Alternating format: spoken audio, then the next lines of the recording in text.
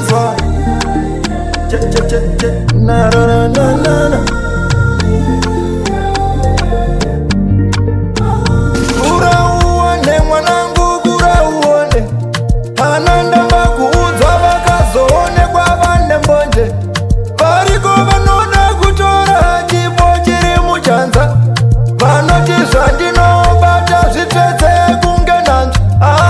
Nguva nenguva vaifara ndichitambura kundona pasi peguva Mwari vakazvishandura vaisada ndishande ndiona zvandokohwa kutumira votumepo ndisaonekwa ndakanaka. Asi nenyasha nenyasha nenyasha nenyasha asi nenyasha nenyasha nenyasha nenyasha asi nenyasha nenyasha nenyasha nenyasha asi nenyasha nenyasha nenyasha nenyasha.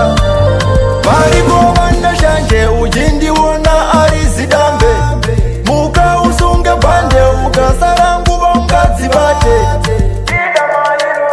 Shanda pasi panyoro fananidzwa nembongoro panyika pana zororo wendo